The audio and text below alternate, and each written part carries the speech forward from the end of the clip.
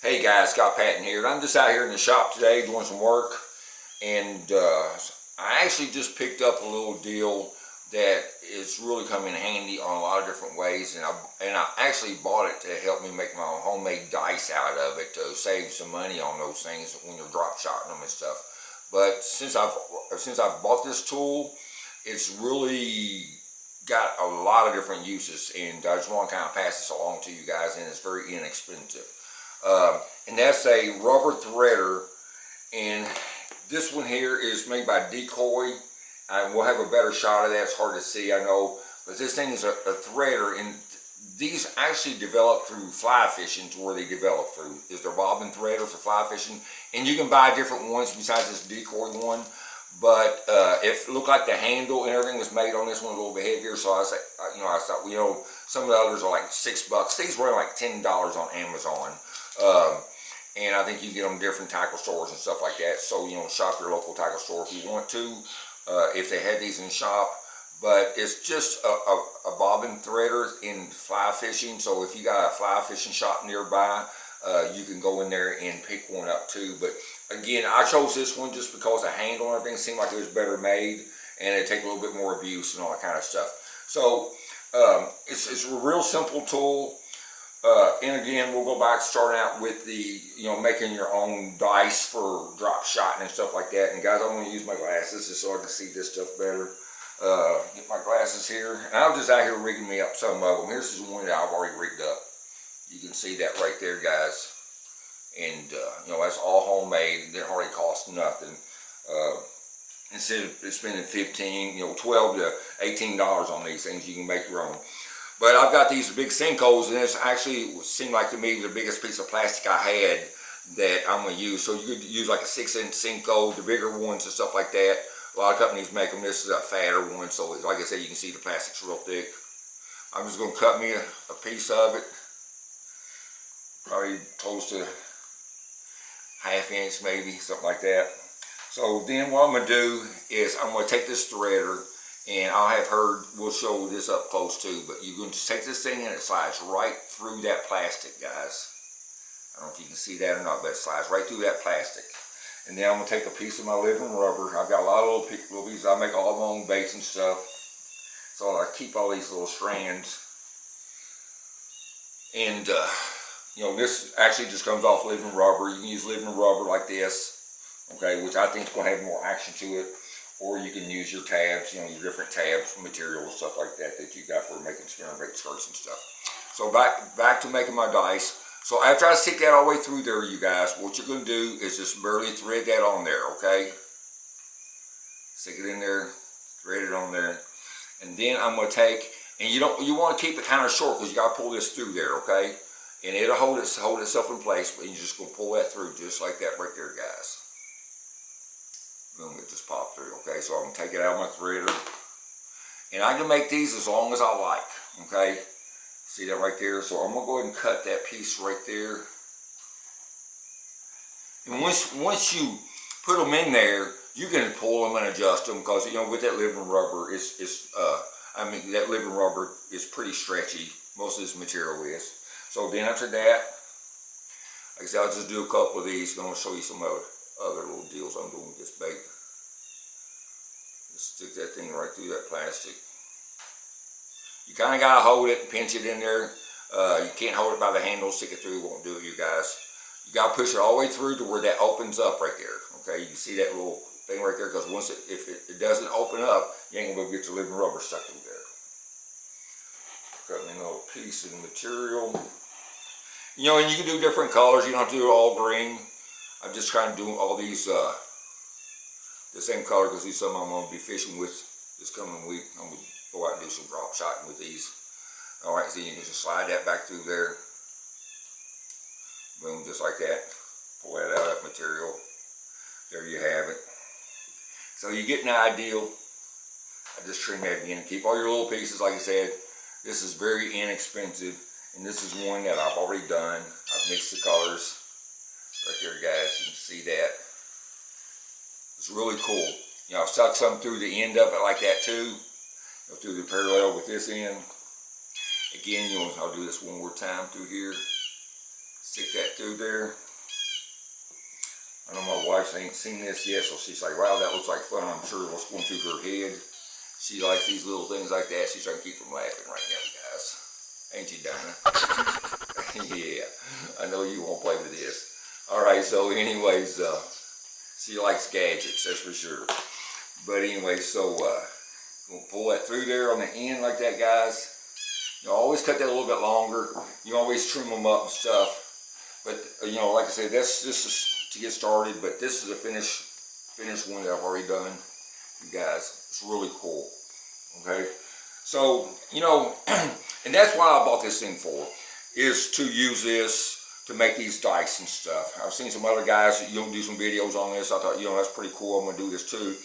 But since you know, I did it, and I was like, man, I could do all kinds of different stuff with this. You know, just like, you know, if I'm flipping, you know, plastics and stuff, your crawfish, you know, like a crawfish like that, I could take a, you know, a Z-crawl or anything. But what I can do is add some, you know, extra action to these baits. I can just stick that through there, make it look more lifelike, you know, as it in the water. You know, plastic's got movement in the water, but it doesn't have a ton of movement. But you know, especially if you're fishing, you know, a river system or anything like that, it's got some current flowing through it. It's going, anything like that, when that bait's sitting still, add more action to it. It's going to make it look more lifelike. So see, I can stick that through in here on my crawfish. Do 3 or 4 of these. Trim that up where I need it. And I'm just going to go all the way up down the side of this thing, guys. So what I'm going to do, you can space them out. You can use different colors. You know, I'm just using what I've got laying here. But you get an idea. You can really do a lot of different stuff with this. I'll pull that through there. You know, I'm going to use it on my Ned rigs, all that kind of stuff. You know, I'm going to trim that off right there. So see, there's 2 of them so far. We do at least 1 more. And I'm just kind of doing this. You could do this any way you want to, guys. Like I said, with any colors. But I mean, just thinking, you know, the possibilities you can use this with.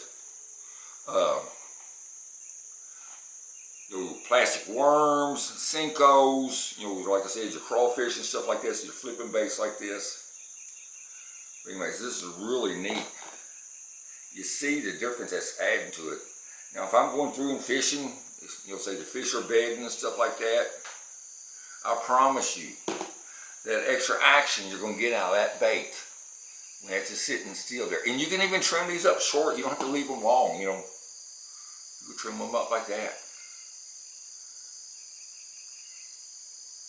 I'm going to cut its leg off there. So, you know, it's going to add action. Depends, you just have to play with it and see. But this is a really cool little, you know, $10, see that right there? It's a really cool little $10 tool that, you know, here's a Ned rig. You know, I can use it on my Ned rigs, do the same thing. But it's just going to add more action to our baits. Do a little short one on this. And get some extra bites, especially under, you know, much pressure as these fish get anymore. This is my Ned rig right here. And, you know, you can go this way, that way with them. You make it, the next one you can go sideways with it, do the other direction.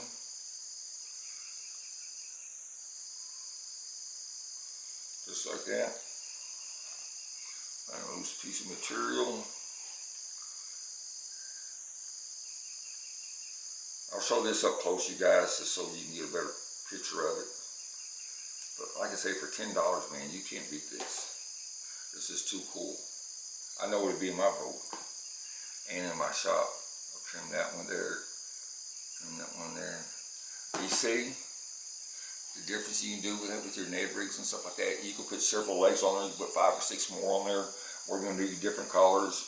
All your flipping baits. You know, I got a Ned rig here.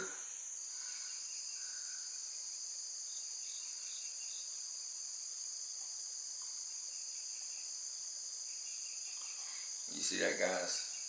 It's add a lot of action to your bait. So All right, and you guys know I love the Wacky Rig Senkos. I'll tell you what, and especially in clear water fishing with hydrilla, I think this is going to help a lot. Just give them a different view, because there's so many guys that are wacky rigging. This is such a finesse bait. I'm going to do this on my wacky rigs. Made that a little bit too long. So what I'll do is put just some little legs on this thing. I'm gonna keep them parallel with each other.